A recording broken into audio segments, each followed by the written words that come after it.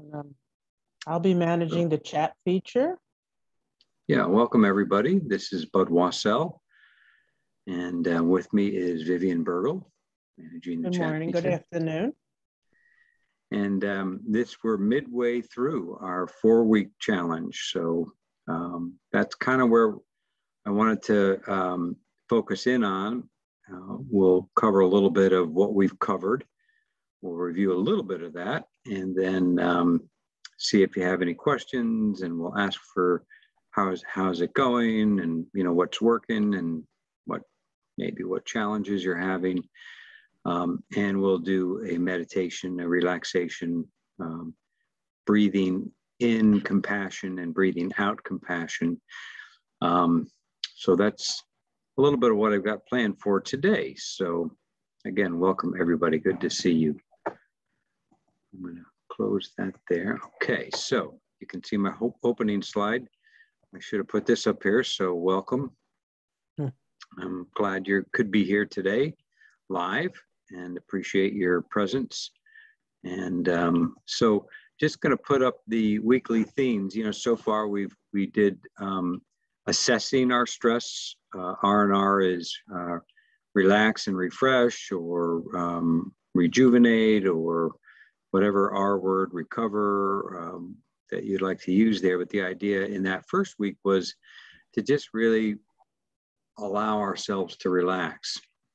And also then, of course, to commit to doing some of these practices as best you can. I know it's kind of hard when we try to fit things into an already busy schedule, but hopefully you were able to do some of that. And, the log that I had sent out, if you can simply log or record 4 activities each week, you can be entered into the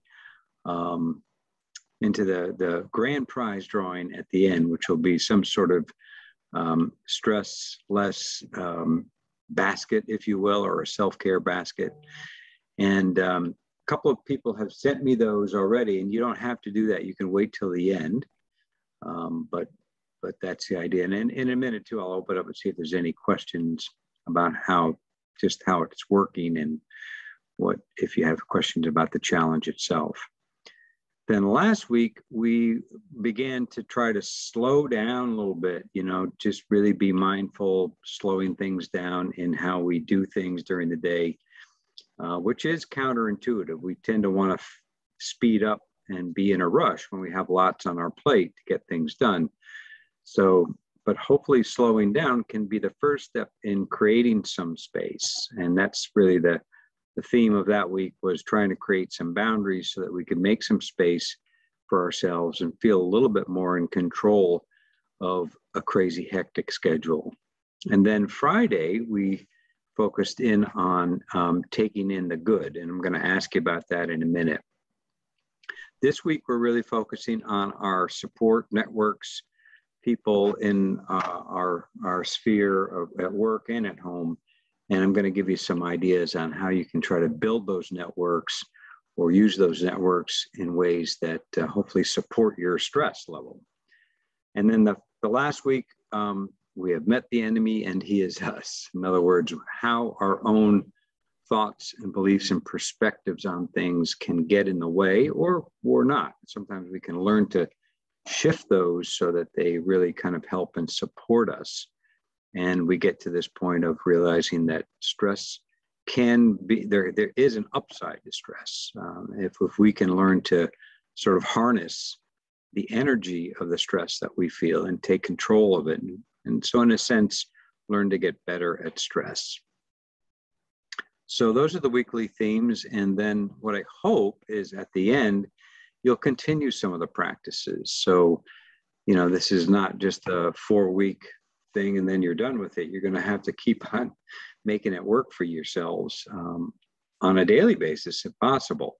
But in other words, develop some regular practices that really help you with your stress. But I did want to ask, this is one of the things that we, when I sent out the lesson on Friday, I asked you to notice pleasant events. Friday and over the weekend. So hope you had a great weekend. It was a wonderful weekend weather-wise anyway. And just kind of wanted to maybe just open it up. You can either use the chat feature or feel free to speak up if you want to unmute yourself. You can do that. But what did you try? What did you notice if you really intentionally looked for positive, pleasant things? And again, the idea was that they could be small little things too. So, and there was a handout there as well, the 183 pleasurable activities. But anybody want to share what you noticed when you tried that? And again, feel free to put it in the chat or speak up. Anyone wants to put it in the chat, I'll read it. No one wants to start. I will. Good. Hi. Okay.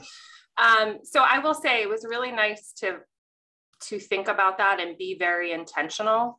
I mean, literally just looking out the window and and seeing my backyard or animals out there. And I think that we're very quick to go and don't step back. And it was a really great reminder for me to be very conscious about it. That's excellent. Thank you, Kate. And that's exactly the purpose of it.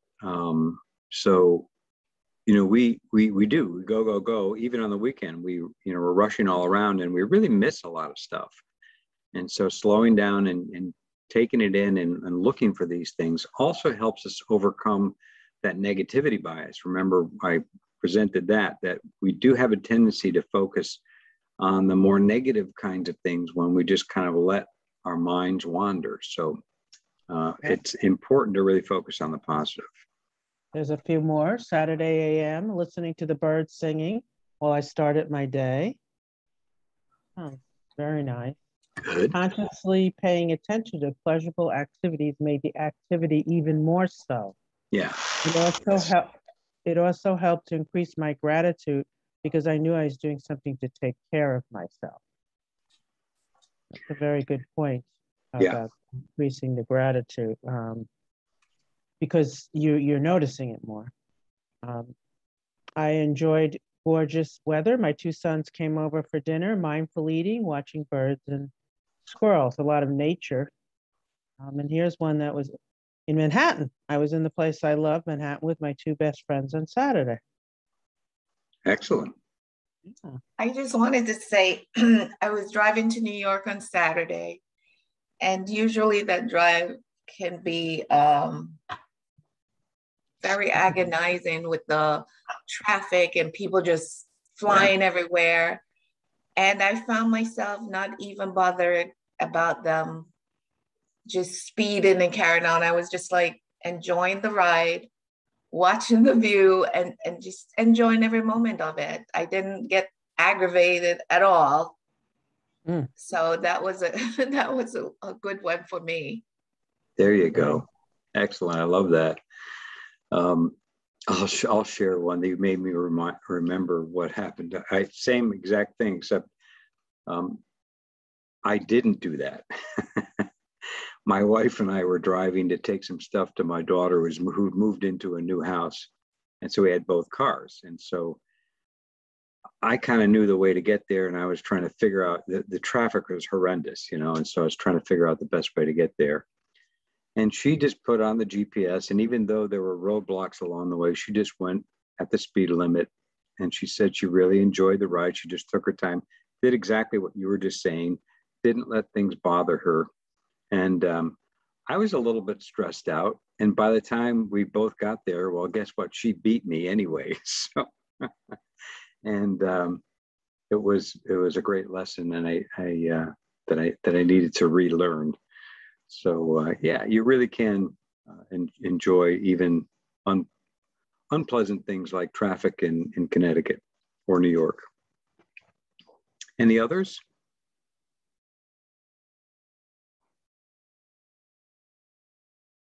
Okay, can everybody hear me? It looks like did I lose Vivian? Oh, here, I'm sorry, I was on mute. Oh, There was okay. something on the chat, took moments to really look at the birds outside my window and really looking around while on my walk before sunset. So nature seems to be a big piece of what people really appreciate. Yeah, so that's excellent, everybody. So keep that up, and getting out in nature certainly is helpful. But they've even shown that even if you can't get out in nature, even just looking at photographs of nature can be helpful. Putting something as a screensaver, those kinds of things. So, build on that repertoire of what you can have at your fingertips as pleasant events. Of course, there's always going to be the unpleasant, and that's where the stress comes in. And so part of it is learning to accept that without it triggering you. And that's what some of the things we've already done hopefully will help with. But that last week also is when we look at our thoughts and beliefs about that, we'll really dive a lot more deeply into that part of it. So let me ask you, and this is I'm going to ask you also to put in your chat. So in the beginning, if you weren't at the first session, I asked you this. There are 3 ways to kind of assess your stress. One is the perceived stress scale, and some of you did ask for that, and I sent it to you. And if anybody else wants that, just let me know. This is a standardized instrument that's only 12 items that you can score yourself. So let me know if you want that. And then there are these assessments on our Achieve Solutions site. That's the EFR website. And so there's lots of them that are related to stress. You can try any one of these. And so maybe some of you did try that. And in a moment, I'm going to bring up the How Strong is Your Support Network one.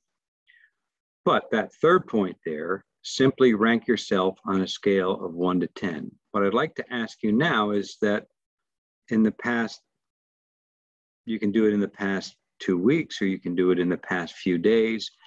What's your stress level now? And if you think of it as 1 being absolutely no stress. Okay, 4, 3. 10, 10 being high levels of stress, the highest level of stress. Okay. So we got 4, 3, 3 so far. Good. So yeah, if everybody would just put a 7, quick number in there, we just sort of get sort of a pulse on where 5, people are at now. 3 or 4.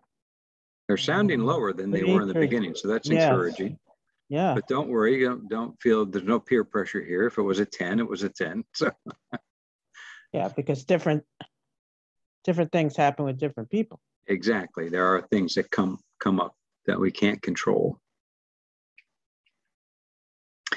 And the reason I ask you to do this is because if you recall, I wanted you to do this at the beginning. You can actually put it in on the log. And I want you to do that now at the midway point, and then I want you to do it again at the end. And so it sounds like Vivian had actually averaged out from the first session, and the first average was, I think you said 6.6. Right. Out of 10. And it sounds like this is lower. I don't know if you've done the math, but sounds like it's more like a lot of 3, 4s, and 5s. Definitely looks lower, yes. Yeah. Okay, good. Well, thank you for doing that. And again, don't worry if it's not lower. It really kind of all depends. Just keep that as a guide for yourself as a way to keep track of it. And it might be something you might want to continue after the challenge is over, maybe doing it on a weekly or bi-weekly basis, just kind of see where you're at. And again, you might want to try some of these assessments that are on the website. All right, so these questions are from that assessment on the Achieve Solutions. How strong is your support network? And so just kind of want to introduce the idea of the research clearly shows that how we use our social connections and how we have connections, not just in our family and our close circle, but even in wider circles, really has a great deal to do with how we manage life's ups and downs. So in particular, stress. So what I wanted to think about, if you look over these questions, and these are basically true or false, and you might as I leave this up here right now, you might even just quickly go through this. But if you want to take the whole thing, this is maybe 2/3 of it. If you want to take the whole assessment, go to the Achieve Solutions site, which I'll give you in just a moment as well, so that you can find that. But you can sort of see the idea of this is, who is in your network, who might be, not only those that are close, people who are willing and able to help you through tough times, but also pleasant, casual acquaintances, people in your neighborhood, people that not really close to, but these people too can be helpful. Then also maybe your coworkers. Is there a coworker that you feel close to that you can connect with? And do you step in? The research also clearly shows that when we step in to help someone else, of course, it helps them, it supports them, but it also really helps us feel better about ourselves. So that's a great strategy right there. And then, as you can see, I have at least 2 or 3 close relationships, or at least one person I can turn to for trusted advice, personal, medical, spiritual, or something else. So who can you count on, And if you feel like, you're coming up short, or there's maybe not, don't be, kind of judgmental about this with yourself. Be gentle with yourself. If there's one area, then that might be something you might want to, over this coming week, work on, right? But the idea is that you want to have somebody that you can vent to without being judged. Somebody that you really talk to and open up and get things off your chest, and have that mutual, definitely both ways. And if there isn't somebody that you have that you can do that with, who could that be? Who could you reach out to? Who can you connect with? And of course, remember EFR, that's always a way. So I'll move to that for a second. There's the EFR slide. Remember there, you can always call the number and you can talk to somebody through the program. There are 6 sessions, remember, through the counseling piece, 6 free sessions, totally confidential. If you want to speak with one of the EFR counselors, they're all licensed professionals in that network. This particular My Beacon Wellbeing site is the one where you connect virtually, so you can look up bios and you can actually schedule an appointment online with one of those folks, or you can call the number and they can connect you with a counselor. Either way, they'll get you started. Yeah, I think it's good. That's good to remind people, because I know sometimes people feel they're not ready to be vulnerable, or they don't feel they trust someone. So that, as Bud said, you don't need to judge yourself on that, but it is good to have someone. So do keep the program in mind as a way to have somebody to connect with. And, again, 1 session is fine if you just want to do 1 or 3 or all 6, whatever is your preference, and for any reason whatsoever. It doesn't have to be a big, serious, difficult situation. If it's just kind of some stressors that you want to kind of talk about, that's perfectly fine. A lot of people use the program for stress. A lot of people use it for relationships. A lot of people use it for lots of reasons. So feel free to do that. The achievesolutions.net site, that's where you'll find the quizzes that I talked about and lots of other good information. And by the way, when you do a quiz and you finish it, it then directs you to some articles and webinars and other things related to that. So that's another way to kind of continue on and get some more information.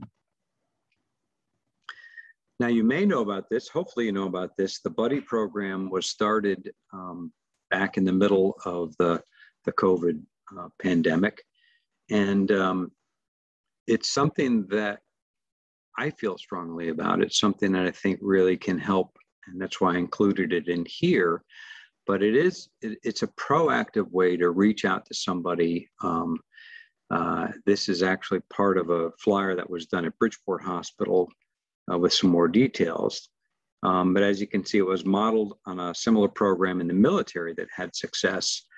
And so basically it's pairing of two individuals. So you might pick somebody who's in a similar role, but doesn't have to be the same or similar role, but somebody at work that you can connect with on a regular basis. And we check in with each other on any different level. And the next slide, you can see here are just some possible questions to connect with people on. But I like to just point out for this particular challenge, checking in with people on how their stress level is and how are you handling it.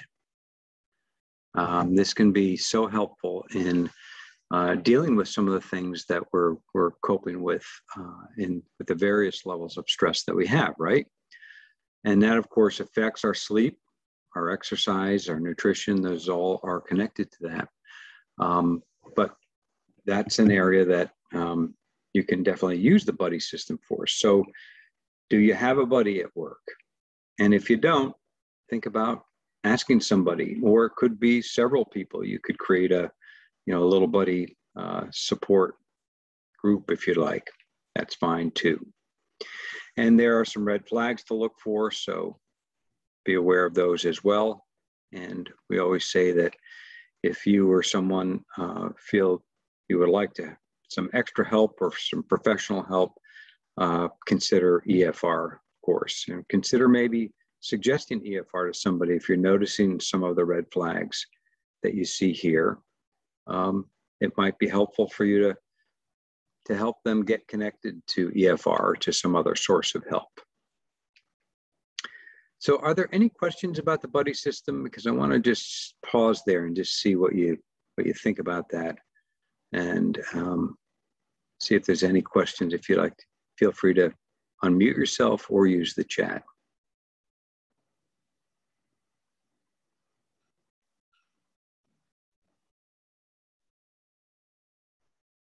All right, well, I'll move on. Please feel free to use the chat. Vivian will be monitoring that. And the next slide, I put this in here because I think these are also ways that you can use buddies. So as you see here, this is something that we talked about last week. And I'm glad somebody said that even focusing on positive things helped them realize that they were grateful, for these things, help them focus more on the positive.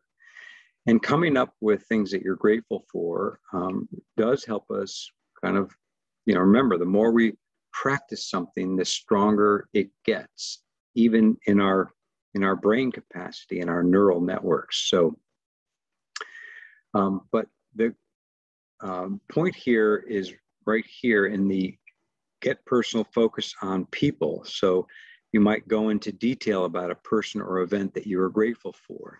And this can really help us with strengthening that gratitude muscle, if you will. So use your buddies and your support networks for sharing things that you're grateful for. It's a great way to keep that going.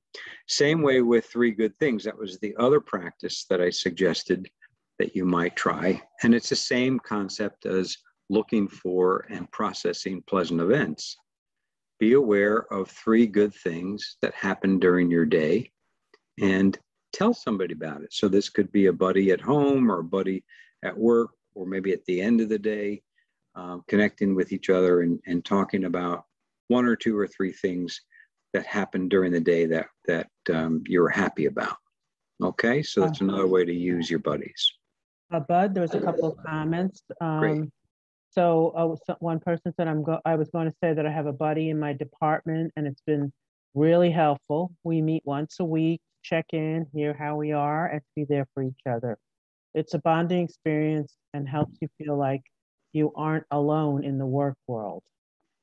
And then, just so important. And then another one, I had 3 co-worker buddies during the pandemic and it was very helpful and supportive. But great to know that people care about me and my well-being.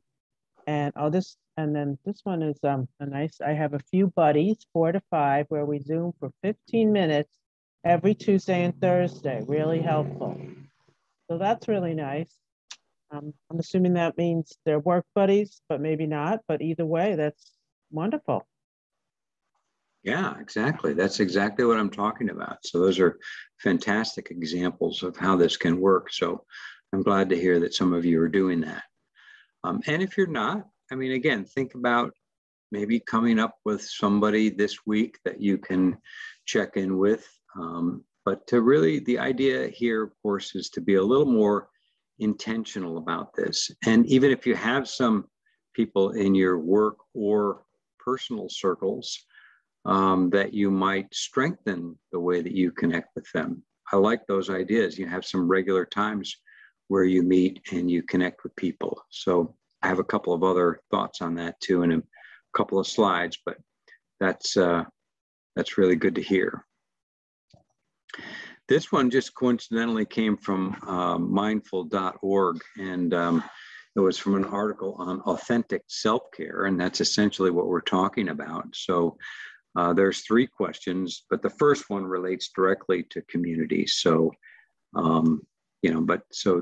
and there's a great little article here. So when I send the slides out, you can click into this. So check out these 4 tips for building and sustaining your chosen community. So you can follow up on that if you want some further assistance on that. The other 2 questions have to do with, are you nourishing your body? And what am I doing that needs to be done right now? And in the article, I love this one because, it points out that maybe what you need to be doing right now is a chore. Maybe it's something off your to-do list. Maybe it's something work-related. But asking yourself, what is the next best thing for me to do right now? That might be the thing that helps you feel a little bit better. And self-care doesn't always have to be, like, doing a meditation or going for a walk or getting out in nature, but it can be doing what is the best thing for me to be doing right now to take care of what needs to get done. And so definitely using your community is important too. That sense of care, that sense of connection with other people. And you'll see how that works too in a meditation, which we're going to try in a few minutes.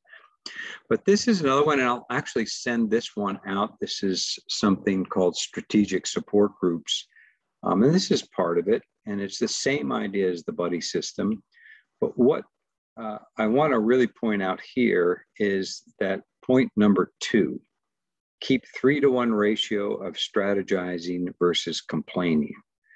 So a little kvetching goes a long way. And, if you've ever been in a group at work, for example, where there's a lot of complaining going on, that can be helpful. It can feel good to sort of know that you're not in it alone, that other people are feeling the same kinds of things. But if it's all complaining, what happens by the time you're done? Well, it can make you feel pretty negative, right? So the idea that instead of allowing it to be total complaining, total focusing on the things that aren't working, take some time to focus on what can you do about it. That's the strategizing part. What are some things that you can be proactive about to respond to the situation? And that's where a support group, you can always get ideas from different people. And even realizing that there may be nothing you can do about the outside stressor, for example, but knowing that there's always something you can do about your own response to the situation, and looking at how you can do something a little bit differently and how you're perhaps perceiving the situation, looking at it from a different angle or viewpoint, and then how you can respond to it in a different way that's more helpful to you, more skillful as a way of responding to you and to that situation. So use your support groups for that, but don't allow them to be total complaining. And sometimes it just takes one person to say, okay, I get all that, but what's maybe one thing we can do about this that'll help us feel better? And so you might try being that one person. So strategic support groups, great way to try to overcome the more negative bias that those can bring up sometimes. All right, so I want to remind you about, this has been sort of a theme in the first 2 weeks, the power of a pause. So, I've given you a bunch of activities to try, and hopefully you've tried some of the meditations and some of the relaxation exercises. But I think what I've learned from most people as they go through the classes is they just find these very brief but helpful ways to pause. And that may be all you have time for, so like looking for those pleasant events, or these are some reminders about those. And again, I'd like to open it up to the chat, or if anybody has any thoughts, feel free to speak up. What are some pauses that have been working?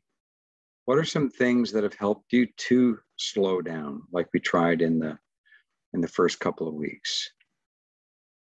These are things that hopefully have helped you change your focus on the rush. Oh, I got to get this done. And I'm, your mind's kind of scrambled and lots going on, a lot of mental activity. But what are some things that you've tried? Anybody care to share something that's been helpful in terms of some pauses? I'd love to hear if you've had some success with any of these. There's one here, controlled breathing when I'm driving to and from work. Excellent. I love how people are putting this into the driver's seat. It's not an easy way to do. And 3 conscious deep breaths works for me during the workday as well as home. Good. So taking that pause. Yeah, please feel free to let us know. I'll mention the other kind of key to this is to realize when you need to do it. We spent a whole lesson on taking breaks and taking breaks preemptively before you feel stressed out and burnt out. Because the idea here is to either schedule something, you can do that too, make sure you get it into your calendar or do some kind of reminder, but realize that when you feel overwhelmed, when you feel a little stressed out, what is it that triggers you? How do you know that you need to then take a pause? For me, it's, when I think I shared this one time where I have so much going on and my mind is just swirling around with all the to-dos, and I'm feeling like I'm not at all close to figuring out what needs to be done next. Well, what I do is I focus on a couple things. I focus on what's right in front of me. So I use my senses. So what do I see? And here's where you can use nature, what are looking at the flowers or the sky or, something out there in nature. What do you hear? Focusing on sounds. What do you smell? What do you taste? What do you feel? What are some of the sensations that are going on? And it's a little bit like the stop, sense, appreciate, and go. Remember, we talked a little bit about savoring those kinds of things. And that gets back to the pleasant experiences. When you notice pleasant things, allow it to sink in. Don't just move on, spend a little time with it. Allow yourself to be with it for a little bit of time. Okay. There's a couple things in the chat. Okay.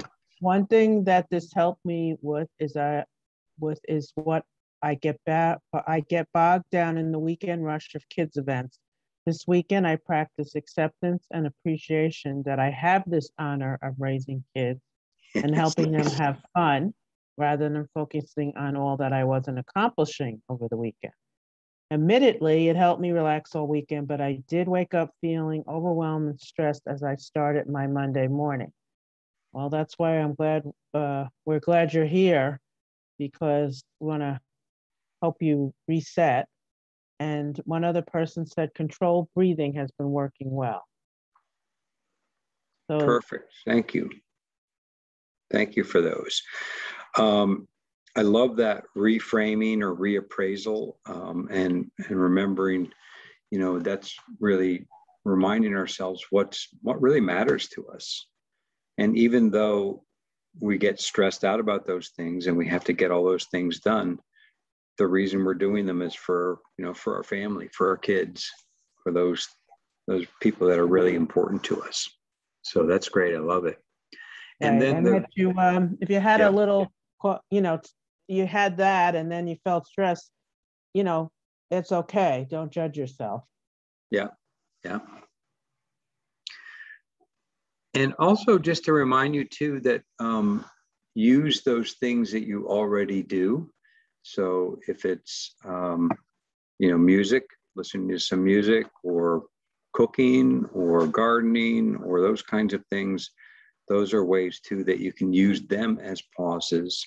I know they're more easy probably on the weekend or when you're not at work, but there are ways that you can incorporate those as pauses too. So the things that you like to do that you get some fun from.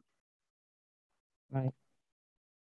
But the other thing when you talk about, trying to remember to relax, I find that one hard, is to maybe have a something that is a trigger. Like some people will say, whenever they check their voicemail, that'll be a trigger, or something that makes sense for whoever is doing it.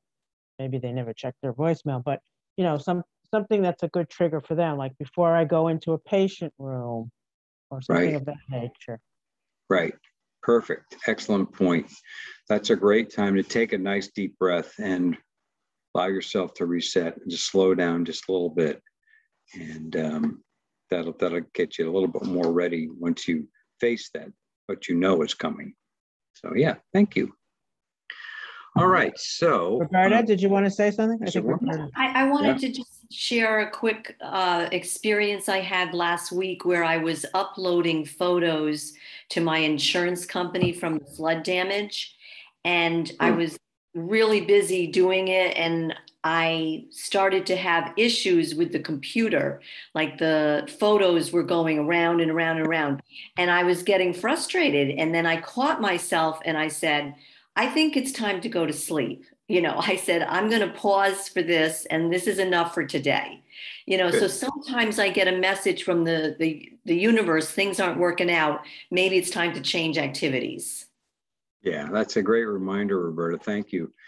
We really have to sometimes listen to those and pay attention to them and come back to something, or to do something that, gets us a little bit more breathing space, and then try it again. That can help set the mind to being a bit more receptive of a way to figure something out, right? Okay, so I know we're kind of getting near the end, but I want to do this exercise with you. So we'll finish with this. It's something called breathing compassion in and out. And the reason I chose this one is because you'll see that it's a way to kind of send some nourishment to yourself, but also to someone else. And so it might be somebody who is a buddy, or it might be somebody in that support group that you have. So just take a moment and find a comfortable posture for yourself, a kind posture where you can really relax and be at ease. And you can close your eyes, but you don't have to, but closing the eyes sometimes is helpful to get settled, whatever you're most comfortable with. And just maybe orient yourself with your feet on the floor and your seat in the chair, and just feeling into the touch points, the chair supporting you.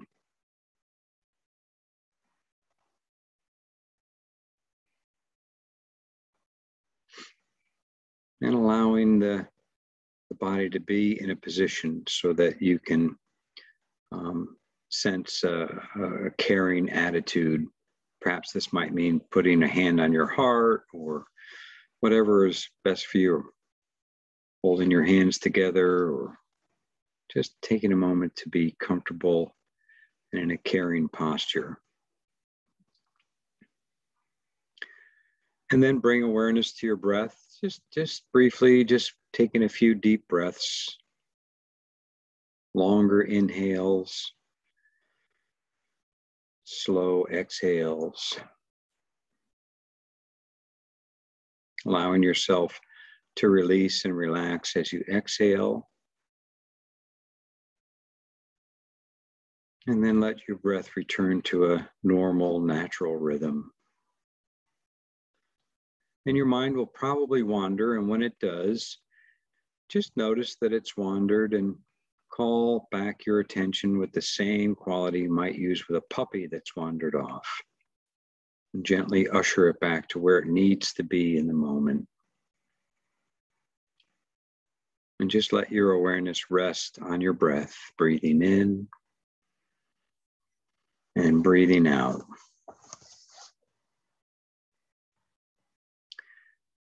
Now pay particular attention to the inhale and notice that as you breathe in, you're giving yourself what you need in the moment.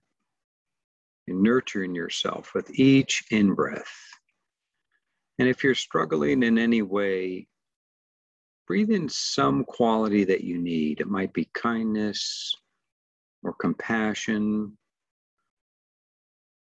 or relaxation, whatever it is, care. Breathe in this quality with each inhalation. And perhaps there's a word that rests easily on each in-breath, a word that represents what you need. Peace, relax, care, whatever it is, kindness. And just allow yourself to receive that nourishment for yourself on each inhalation.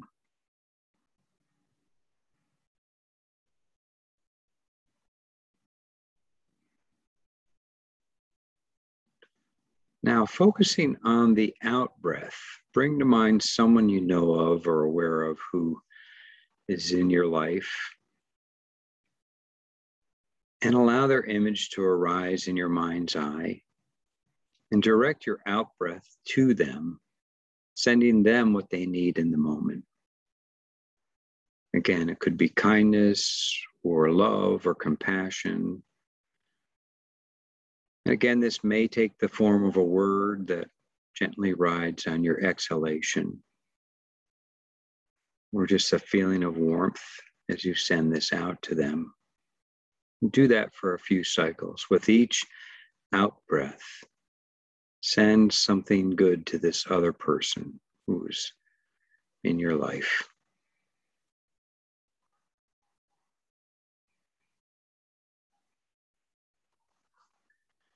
And then bring them together. So breathe in something good for yourself. Breathe out something good for this other person. In and out. One for me and one for you. In for me and out for you. And if your mind starts to wander, you can refresh this image of yourself or the other person in your mind's eye.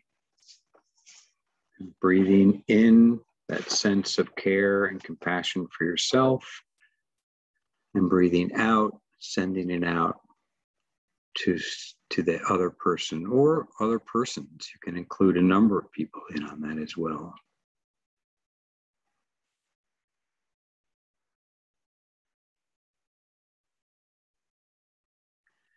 And so now we'll come to a close, releasing your focus on the breath and on this practice. Simply come back to your body as it sits here, noticing your feet on the floor, being aware of the chair beneath you and your breathing, and allow yourself to feel whatever it is you're feeling in this moment, and to be exactly as you are. And opening the eyes if you've had them closed.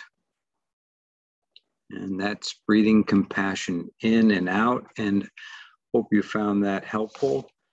I'll send this script out as well. And so you can refer to that if you want to try it again.